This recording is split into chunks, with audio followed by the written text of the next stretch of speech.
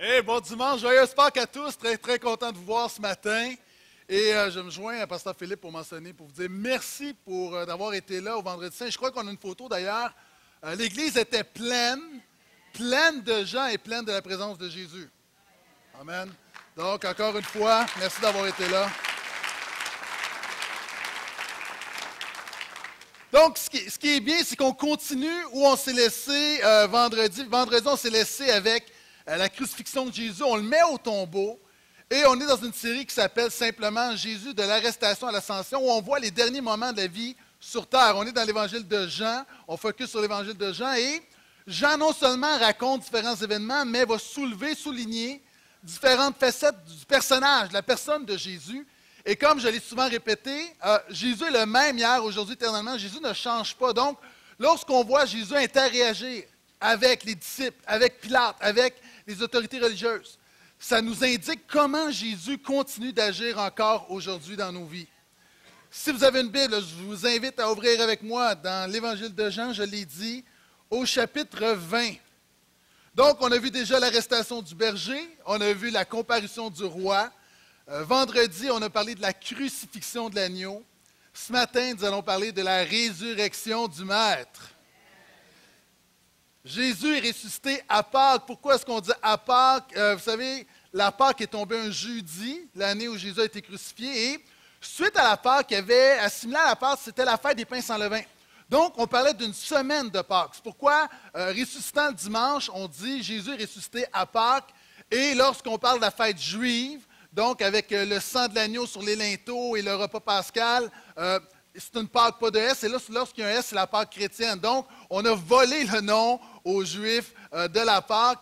Et on dit le troisième jour, il faut comprendre, parce qu'il y a des gens très perspicaces qui mentionnent, mais Jésus a été dans le tombeau, il est décédé à peu près en fin d'après-midi, le vendredi. Donc, il est ressuscité le dimanche. Je m'excuse, ça ne fait pas 3 jours. Les Juifs calculent les jours à partir du coucher du soleil. Donc, Jésus est décédé le vendredi, la journée du vendredi, une journée. La journée du samedi commençait le vendredi soir au coucher du soleil, deuxième journée. Et Jésus ressuscite dans la nuit, du moins au petit matin, entre notre samedi et dimanche, qui se trouve être la 3e journée pour les Juifs. C'est pourquoi on dit que le 3e jour, Christ ressuscita. C'est clair? Donc, Jean 20, le verset 1 à 9.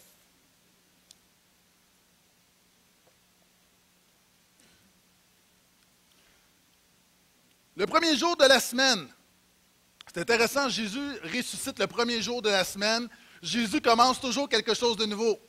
Non seulement une nouvelle semaine, mais quelque chose de symbolique. Lorsque, par la résurrection de Jésus, il y a une œuvre nouvelle qui commence. Est-ce que je peux entendre un amen de Pâques à ça? Non, ça, c'est un amen de dimanche ordinaire. Est-ce que je peux entendre un amen de Pâques à ça? Amen. OK, on s'en vient. Le premier jour de la semaine, Marie-Madeleine vient au tombeau dès le matin, alors qu'il fait encore sombre, et elle voit que la pierre a été enlevée du tombeau. Elle court trouver Simon-Pierre et l'autre disciple, l'ami de Jésus. Et je répète pour nos amis qui n'étaient pas avec nous pour la série précédemment, l'autre disciple, le disciple que Jésus aimait, c'est Jean, c'est celui qui écrit, mais par pudeur littéraire, il ne veut pas mentionner son nom, mais c'est lui. Donc, on sait que c'est Pierre et Jean.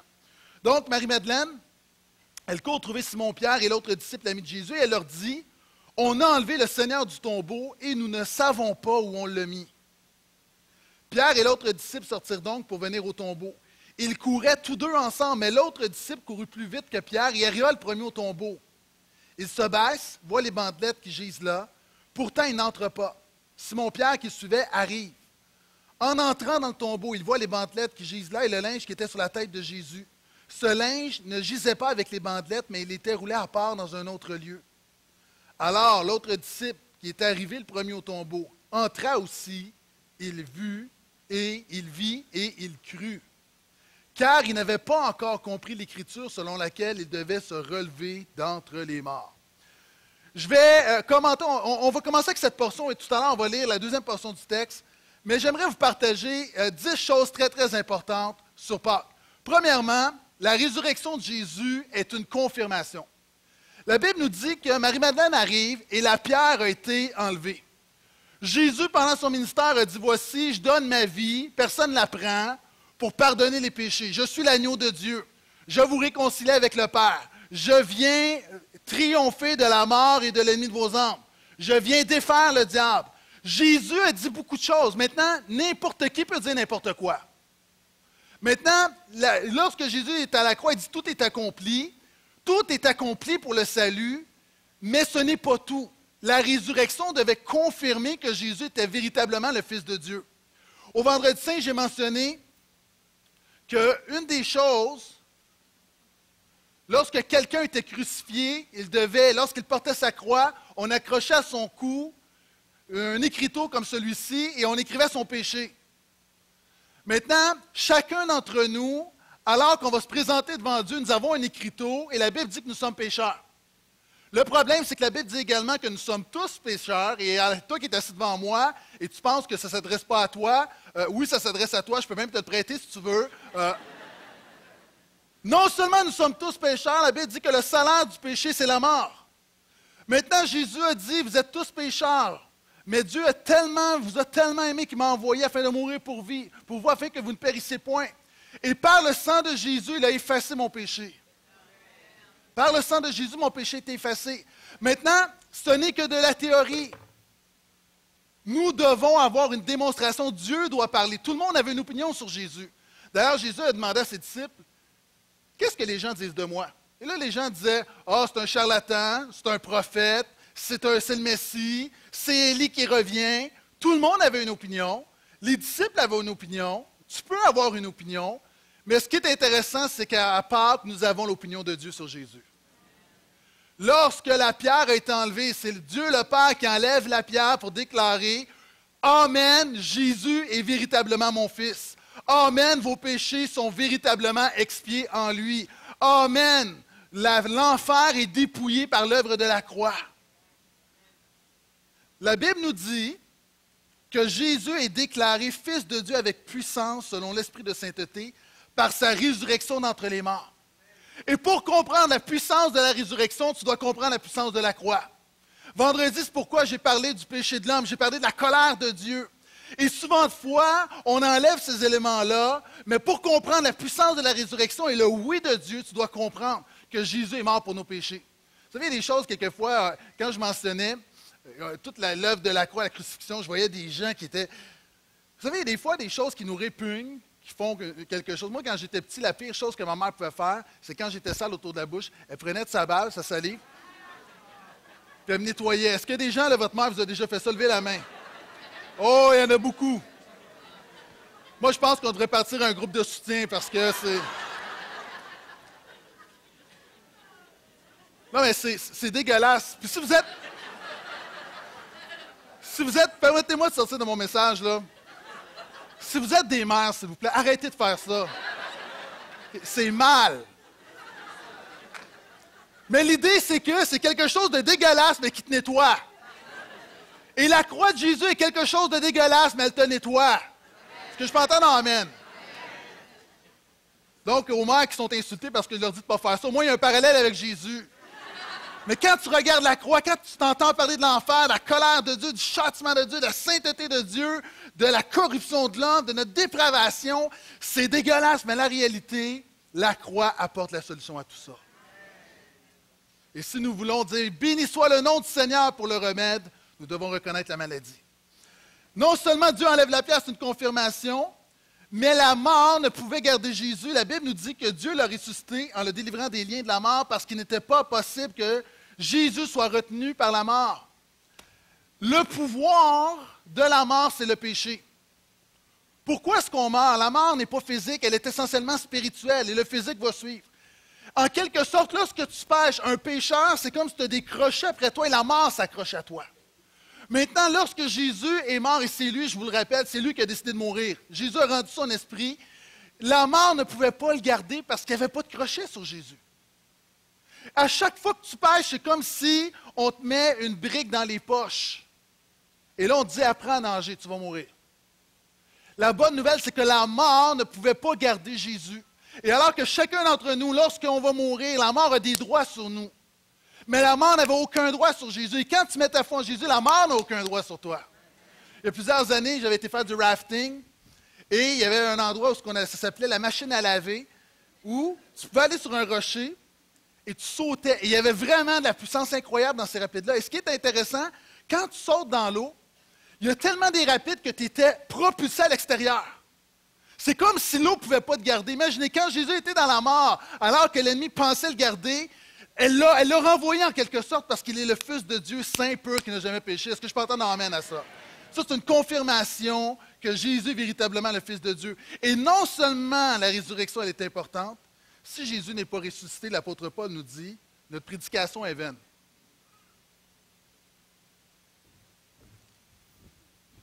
Si Jésus n'est pas ressuscité, là, on perd notre temps, mes amis. Et vous, encore plus que moi. Ma prédication est vaine. On est simplement en train de perdre notre temps, on est en train de tuer du temps. Et la Bible dit non seulement que notre prédication est vaine, ta foi est vaine. Si Jésus n'est pas ressuscité, alors que tu dis zing et l'agneau, merci pour la victoire, tu perds ton temps, tu es dans le vide. La Bible dit, plus encore, non seulement votre foi est vaine, mais vous êtes encore dans vos péchés et vous êtes perdus. Si Christ n'est pas ressuscité, il n'y a pas de pardon pour nos péchés, il n'y a pas d'expiation pour nos péchés, il n'y a pas d'apaisement de la colère de Dieu et il y a l'enfer pour tout le monde. La résurrection n'est pas quelque chose, n'est pas un élément d'une doctrine comme la résurrection est le fondement de notre foi, mais gloire à Dieu, il est ressuscité, ma prédication n'est pas vaine ce matin. Notre foi n'est pas vaine.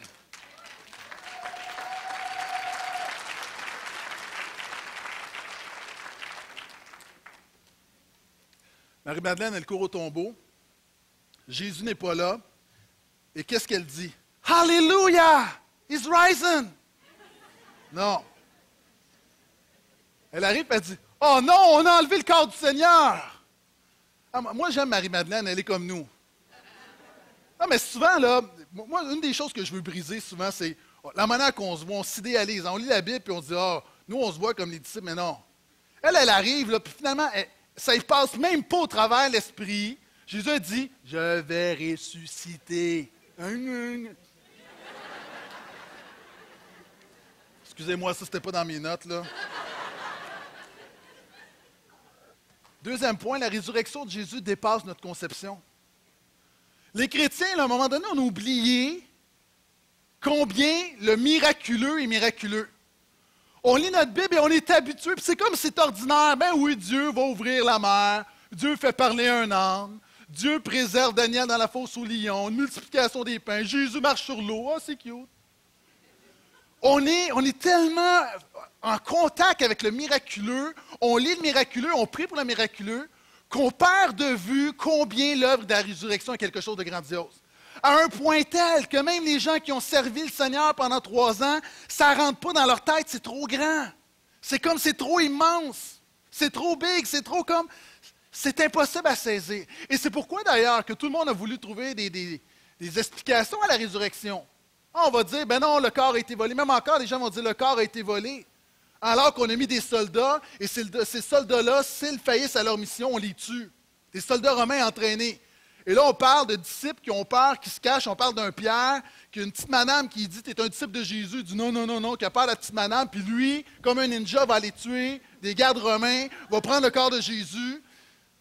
Il y a une réalité là-dedans. On veut trouver des explications parce que ça ne fonctionne pas. Des gens vont dire « Oui, mais ce n'est pas Jésus qui est mort à la croix, c'est quelqu'un d'autre. » Fiez-vous à moi, là, les chefs religieux qui ont voulu le mettre à la croix, ils se sont assurés que c'était le bon gars qui était à la croix. Hein, et quand sa mère est là, sa mère, il dit à Jean, il dit, voici ta mère, voici ton fils. La maman de Jésus est là, là. C'est-à-dire, elle sait que c'est son fils, les disciples sont là.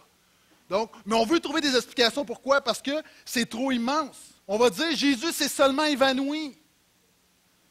On sait que Jésus a été flagellé 2 fois. Une première fois, Pilate l'a flagellé pour calmer les Juifs. Et quand ça n'a pas fonctionné, il l'a livré pour la crucifixion, on l'a flagellé à nouveau. Donc, quelqu'un qu'on a flagellé 2 fois, et je vous le dis, 1 fois, tu peux en mourir. Il y en a qui mouraient, qui ne se rendaient pas à la croix. On va le flageller 2 fois, on le crucifie, et des spécialistes, des bourreaux spécialistes, le voient mort, et décident de faire un plan B. Au lieu de lui casser les jambes, on lui rentre une lance jusque dans le cœur. Cet homme-là, on va le prendre, on va le mettre dans un tombeau, donc flagellé, qui n'a pas dormi depuis une nuit, un homme qui est transpercé jusque dans le cœur, qui a du sang, il y a de l'eau qui coule, on le met dans un tombeau, on met 100 livres d'aromates dessus. Hein? Les Juifs faisaient ça ils mettaient un corps, mettaient des aromates, donc des essences odorifiantes. On mettait du lin autour. Pourquoi? Pour masquer l'odeur. Cet homme-là, on le met dans un tombeau, 100 livres sur lui. On met une pierre de 2 tonnes devant le tombeau et on met des gardes-romains. Et cet homme-là va se réveiller, c'est seulement évanoui, va enlever le 100 livres, va rouler la pierre, un autre ninja va se débarrasser des soldats, il va arriver devant les disciples en disant « Je suis le prince de la vie, mais attendez un peu, je vais me reposer. » Non. Véritablement, Jésus est ressuscité. Est-ce que je peux entendre un amen à ça?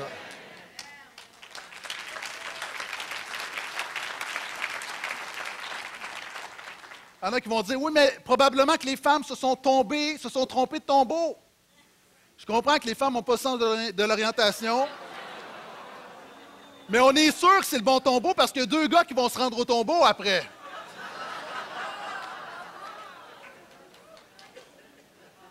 Je m'excuse, là, on suit la Bible ici, OK? La réalité là-dedans, c'est que c'est le plus grand miracle de l'histoire de l'humanité. C'est le plus grand miracle et c'est pourquoi Marie-Madeleine, ça dépassait sa conception. C'est intéressant. Elle va voir Pierre, elle va voir Jean et ils vont courir pour aller au tombeau. Et pour moi, la résurrection de Jésus est également pleine de compassion. Là, OK, on va essayer on lit la Bible rapidement, là. On dit, ben oui, Pierre s'en va au tombeau. La dernière fois qu'on nous a parlé de Pierre, c'est que Pierre a renié Jésus 3 fois. Et là, imaginez, là, ça fait 36 heures.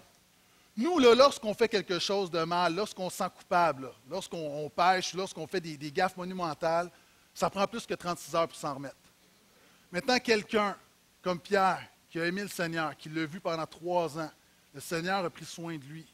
Cet homme-là, comme Pierre, qui était un homme intense, qui disait « Je vais défendre Jésus », qui a marché sur l'eau, qui a vécu des affaires incroyables. Dans le moment le plus important de sa vie, il va te choquer, il va renier Jésus. Et là, on vient lui dire, le Seigneur n'est plus dans le tombeau.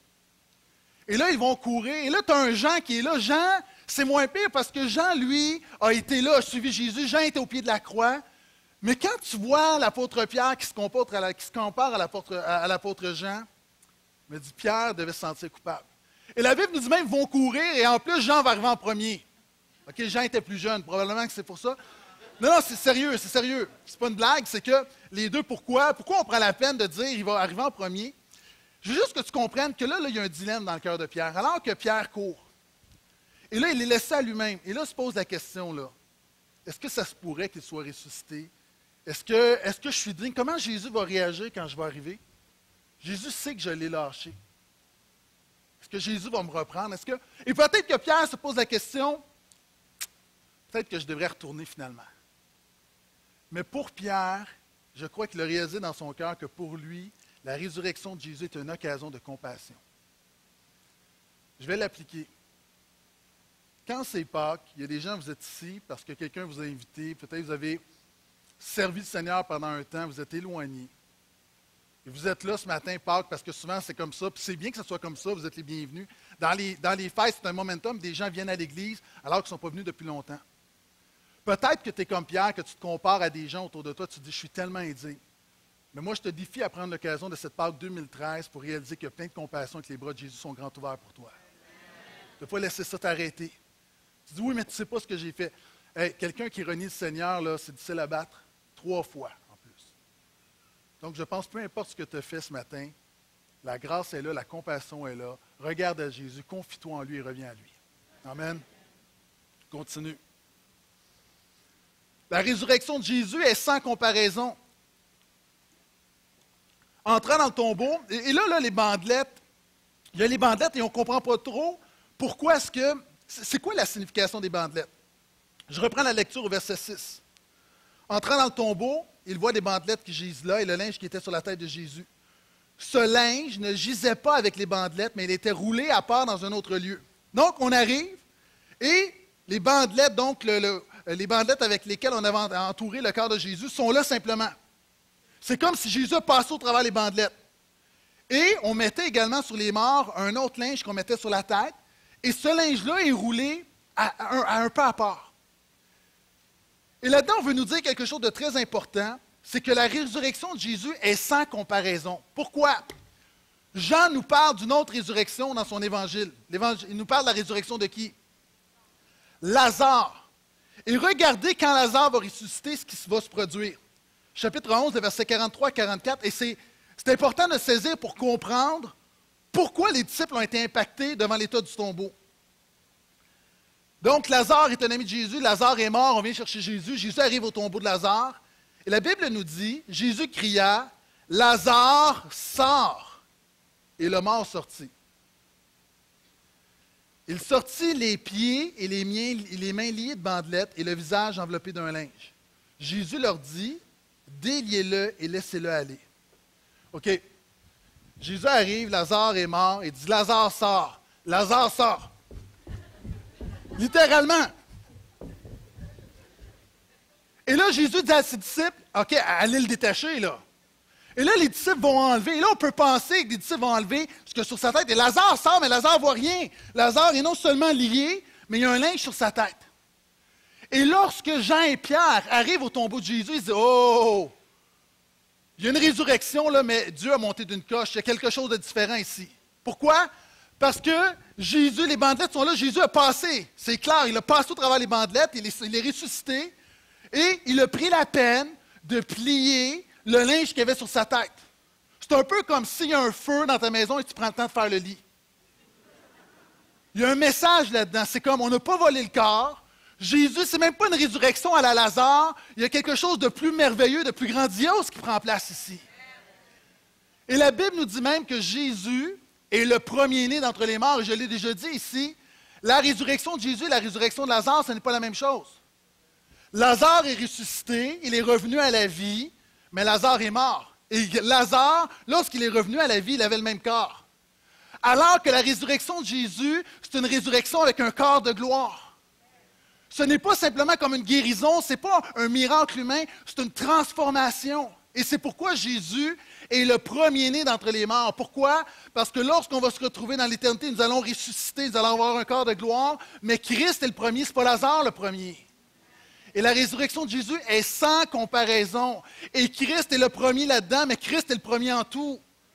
Dieu l'a ressuscité des morts pour démontrer qu'il est le premier en influence, le premier en pouvoir, le premier en grandeur. Nomme ce que tu veux, Jésus est toujours le premier.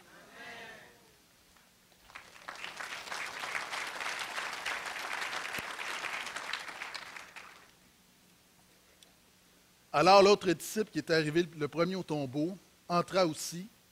Il vit et il crut. La résurrection de Jésus crée une conviction. Il y a des gens ce matin, tu es ici, tu as une croyance en Jésus. Vous savez, il y a plein de gens aujourd'hui qui célèbrent la Pâque, qui ont une certaine croyance en Jésus.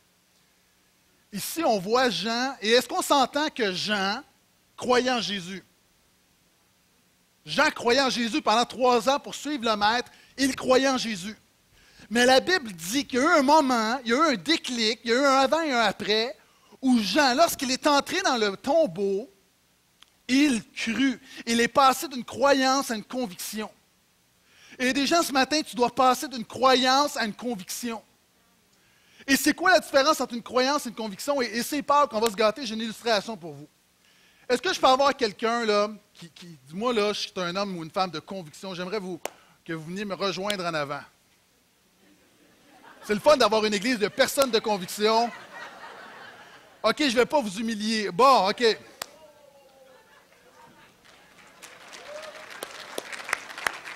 Ah, OK, vous allez tirer au poignet. Venez-vous-en. Non. OK, bon. Étant donné que tu es souvent sur le stage, on va prendre madame. Est-ce qu'on peut applaudir Sébastien? OK, Denis, est-ce que... Ah, Sébastien, non, Sébastien, viens-t'en, reviens. Reste ça que tu te dépêches un peu parce que le temps roule et... OK, est-ce que vous êtes une femme de conviction? OK, tournez-vous ici, comme ça. Sébastien, tu vas venir attraper la dame. OK. Là, j'espère que tu réalises qu'il y a beaucoup de pression, OK? J'aimerais pas prier pour une guérison divine. Vous êtes une femme de conviction. Donc, quand je vais vous le dire, vous allez vous laisser tomber et Sébastien va vous attraper. Maintenant, c'est facile de dire, oui, je crois qu'il va m'attraper, mais peut-être qu'il ne va pas vous attraper. Elle voit sur les... Oui, mais...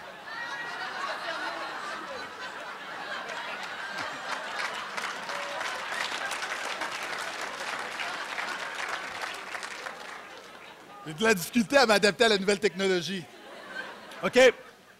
Quand vous allez à Go, vous allez vous laisser tomber, mais c'est important de vous laisser bien tomber, mais en même temps de réaliser que si vous ne vous attrapez pas, vous pouvez vraiment vous faire mal. OK?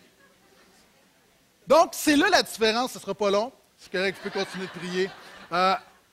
C'est ça la vie. La vie, tu peux croire, oui, je crois, mais quand ça compte vraiment, quand vraiment tu dépends de Jésus, c'est là qu'on voit si tu as vraiment une conviction. Donc, à Go, 1, 2, 3.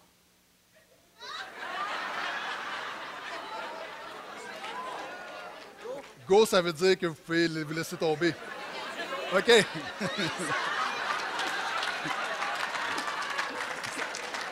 OK, go.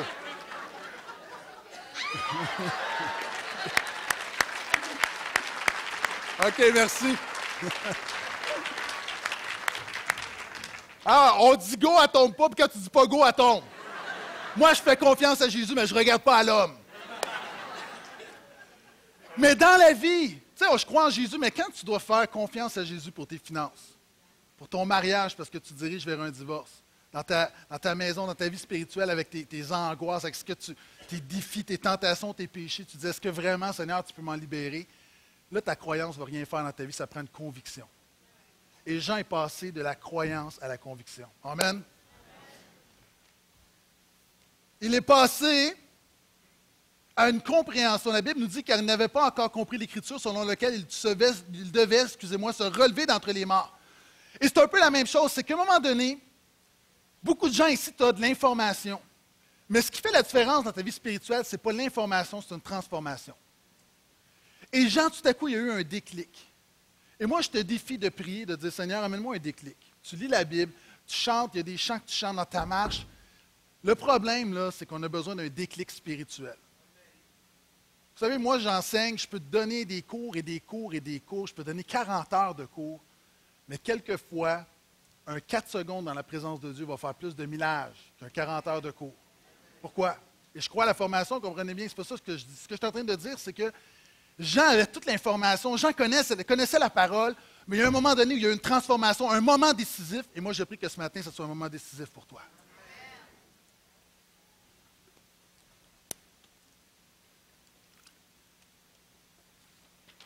La résurrection de Jésus apporte une consolation. Et on va continuer la lecture du verset 10 au verset 18. Les disciples s'en retournèrent donc chez eux. Cependant, Marie se tenait dehors près du tombeau et elle pleurait. Tout en pleurant, elle se baissa pour regarder dans le tombeau. Elle voit alors 2 anges vêtus de blanc assis là où gisait précédemment le corps de Jésus, l'un à la tête et l'autre aux pieds, et lui dirent, « Femme, pourquoi pleures-tu? » Elle leur répondit, « Parce qu'on a enlevé mon Seigneur et je ne sais pas où on l'a mis. » Après avoir dit cela, elle se retourna. Elle voit Jésus debout, mais elle ne savait pas que c'était Jésus. Jésus lui dit, « Femme, pourquoi pleures-tu? Qui cherches-tu? » Pensant que c'était le jardinier, elle lui dit, « Seigneur, si c'est toi qui l'as emporté, dis-moi où tu l'as mis et moi j'irai le prendre. » Jésus lui dit, « Marie. » Elle se retourna et lui dit en hébreu, « Rabouni », c'est-à-dire maître. Jésus lui dit, « Cesse de t'accrocher à moi, car je ne suis pas encore monté vers le Père. Mais va vers mes frères et dis-leur que je monte vers celui qui est mon Père et votre Père, mon Dieu et votre Dieu. » Marie-Madeleine vient annoncer aux disciples qu'elle a vu le Seigneur et qu'il lui a dit cela. Septièmement, la résurrection de Jésus apporte une consolation. 2 choses, je voudrais dire là-dessus. On pose 2 questions à Marie. On lui dit premièrement, « Que cherches-tu? » C'est intéressant parce que la première question, la première parole de Jésus dans l'Évangile de Jean, c'est lorsque ses disciples viennent derrière lui, parce que Jean-Baptiste dit, « Voici l'agneau de Dieu qui ôte le péché du monde. » Jésus est à Capernaum, ses disciples viennent derrière, qui ne sont pas encore ses disciples, et Jésus leur dit, « Que cherches-tu? » Je te pose la question ce matin, là, qu'est-ce que tu cherches? La réalité, on cherche tous la même chose, le bonheur, l'épanouissement. Le problème, c'est qu'on ne cherche pas à la bonne place. Moi, dans ma maison, là, c'est incroyable, je vis dans cette maison-là, mais je ne trouve jamais rien. Est-ce que des gens, vous êtes comme moi? OK, il est censé avoir de l'ordre. J'arrive dans la cuisine et je dis à ma femme, OK, c'est où telle affaire, c'est où telle chose. J'ouvre, je dis, OK, est-ce qu'il reste du lait? J'ouvre le frigo. Et ma femme me dit, mets tes yeux de femme. Est-ce que les hommes, vous êtes comme moi? C'est comme si... Puis moi, j'ai un défaut. Quand je cherche quelque chose, j'aime pas déplacer des choses. Il faut que ça soit facile à trouver. C'est trop d'efforts. Maintenant, la réalité, c'est que souvent, on cherche à droite et à gauche, mais ton bonheur, ton épanouissement ne se trouve qu'en Dieu et en Jésus. Et c'est vrai pour des gens, peut-être que tu es déjà chrétien, mais souvent, on n'oublie pas qu'on peut continuer de chercher à droite et à gauche, et en fait, on a déjà tout ce qu'on a besoin. Et peut-être ce matin, tu nous visites, ou peut-être que tu reviens. Moi, je te dis simplement, qu'est-ce que tu cherches ce matin? Qu'est-ce que tu cherches? Je te dirais simplement que Jésus possède tout ce que tu cherches.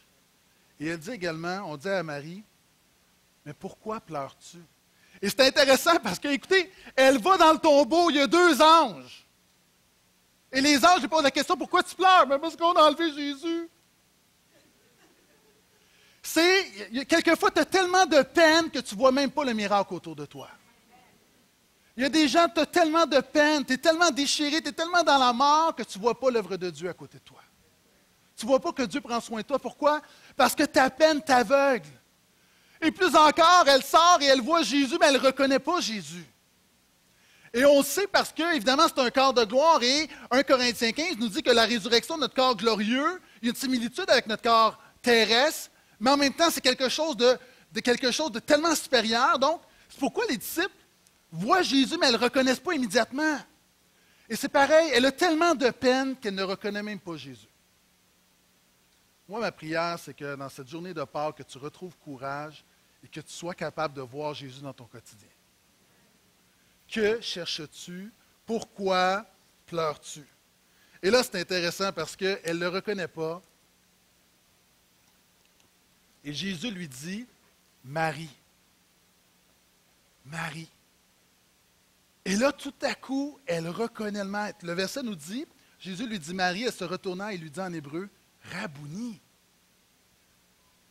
La résurrection, 8e, permet une communion. Vous savez, moi, pourquoi je suis chrétien? Moi, j'ai examiné le bouddhisme, l'islam, l'ésotérisme. Dans ma phase de jeunesse, j'ai été à droite et à gauche. Mais c'est seulement le christianisme qui me permet d'avoir une communion avec le fondateur. Mais est-ce que tu ne peux pas avoir une communion avec Mahomet? Tu ne peux pas avoir une communion avec Marie? Tu ne peux pas avoir une communion avec Bouddha? Mais aujourd'hui, tu peux avoir une communion personnelle avec Jésus parce qu'il est ressuscité. Et Marie, elle dit, quand elle entend sa voix, c'est intéressant parce que ça me rappelle ce que Jésus a dit. Jésus appelle ses brebis par leur nom et les brebis connaissent sa voix. Hein? Elle connaît sa voix. Et nous, on se dit, oh, j'aurais aimé être à la place de Marie, mais elle le voyait, mais le plus important, c'était qu'elle reconnaissait sa voix. Et regardez ce qu'elle répond, et moi j'aime ça. Elle lui dit, Rabouni. C'est mignon comme nom. Rabouni, c'est quoi Rabouni? Okay, attendez avant d'appeler votre femme Rabouni. Rabounette. Ça vient de Rabbi. Et vous savez, en araméen, à l'époque, on parlait araméen, le suffixe démontre la possession. Donc, en fait, ce qu'elle dit lorsqu'elle dit Rabouni, le ouni, c'est moi, mon. Donc, lorsqu'elle dit Rabbi, généralement dans l'Évangile, c'est toujours Rabbi. Rabbi veut dire maître. Hein? C'était les enseignants, c'était un leader spirituel, quelqu'un qu'on suivait, quelqu'un qu'on affectionnait. Et tout le monde dit Rabbi, Rabbi, Rabbi. Mais elle, dans ce moment-là, ce n'est pas simplement Rabbi, c'est Rabouni, c'est mon maître. Hein? Une communion, une intimité. Il y a une différence. Moi, je me promène des fois, je vais dans des endroits et il y a des gens ce matin, tu es devant moi, là, puis tu dis, bah, mais ça, c'est un pasteur. Hein? Puis je me souviens, à un moment donné, j'étais dans un commerce, puis j'entends chuchoter, hey, c'est le pasteur. Et il y a une autre fois, je suis dans un commerce, tranquillement dans ma bulle, et là, j'entends très, très fort, oh, c'est mon pasteur!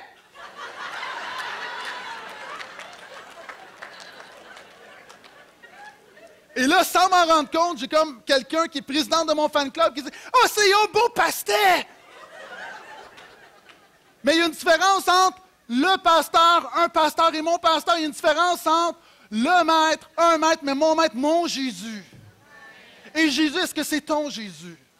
Est-ce que tu as une communion avec lui? Rabouni. Rabouni, c'est pas juste Jésus, c'est pas juste le Seigneur, c'est mon Seigneur, c'est mon Sauveur, c'est mon Maître. J'ai presque terminé. Jésus lui dit, et ça c'est vraiment, je trouve ça vraiment, vraiment rigolo, cesse de t'accrocher à moi. Là, on peut penser que quand Marie réalise que Jésus ressuscitait, s'accroche à lui. Et Jésus lui dit, cesse de t'accrocher à moi, car je ne suis pas encore monté vers le Père. Mais va vers mes frères et dis-leur que je monte vers celui qui est mon Père, votre Père, mon Dieu et votre Dieu. Et en fait, ce que Jésus est en train de dire, ce n'est pas ne me touche pas pour ne pas me contaminer, je suis trop glorieux. En fait, ce que Jésus est en train de dire, c'est calme-toi, là, je ne suis pas encore monté. Okay? Je m'en vais, je suis ressuscité, je m'en vais. C'est l'ascension, je m'en vais à la droite du Père. Mais là premièrement, tu as le temps, va aviser les autres. Et ce que ça nous dit, c'est que la résurrection de Jésus n'est pas une conclusion. La résurrection de Jésus n'est pas une conclusion. Qu'est-ce que ça veut dire? Alors que c'est glorieux, la résurrection, vous êtes d'accord avec moi? Mais Dieu a ressuscité Jésus non seulement pour confirmer, pour valider, mais pour permettre à Jésus que son ministère entre dans une nouvelle dimension. Et la résurrection permet de mettre fin aux limitations terrestres de Jésus, et Jésus peut dire maintenant, je suis avec vous tous les jours jusqu'à la fin du monde. Non seulement elle permet la fin de la limitation terrestre du ministère de Jésus, elle exalte Jésus. Ça fait qu'en sorte que Dieu dit, je lui donne le nom qui est au-dessus de tout nom. Il est souverainement élevé. La résurrection permet l'ascension qui fait entrer notre humanité dans le ciel. Est-ce que vous savez pourquoi je suis confiant d'aller au ciel? Parce que j'ai du pushing. Jésus est déjà là pour moi. J'ai du pushing. Ça permet l'intercession de Jésus. Ça fait du bien quand quelqu'un prie pour nous, mais est-ce que tu sais que Jésus prie pour toi? Et la résurrection permet que Jésus est à la droite du Père et Jésus toujours, je parlais du fan club, Jésus dans ton fan club. Évidemment, tu vis pour la gloire de Dieu, mais Jésus est là et Jésus veut ton bien. Jésus au Père continuellement intercède pour toi. Et ça permet d'envoyer le Saint-Esprit. Je vais y revenir. Et finalement, la résurrection de Jésus exige une communication. Marie-Madeleine vient annoncer aux disciples ce qu'elle a vu le Seigneur et qu'il lui a dit cela. Ce matin, là, pourquoi est-ce que je communique avec fougue, avec passion? C'est parce que la résurrection de Jésus, ce n'est pas quelque chose qu'on peut garder pour nous. Ce matin, il y a des gens, tu dis, moi, là, je suis chrétien. Moi, je dis, tu as encore besoin de plus de Jésus. Tu as besoin de plus de l'esprit de la résurrection dans ta vie. On a besoin de plus de vie. Il y a des gens, je mentionnais, peut-être tu as déjà servi le Seigneur et ce matin, c'est une occasion pour toi. Moi, je te dis, il ne faut pas que ce soit juste un événement. Il faut que ce soit un moment qui change ton éternité ce matin. Et peut-être que tu es quelqu'un ici, tu dis, moi, dans toute ma vie, j'ai entendu parler de Jésus, j'ai certaines notions de Jésus. Mais ce matin, je te défie de passer de la croyance à la conviction. La dernière chose qu'il faut ce matin, c'est que Pâques reste simplement une date sur le calendrier. Pâques n'est pas une date sur le calendrier. Pâques est une personne, Jésus-Christ, le roi des rois, le Seigneur des seigneurs. Amen.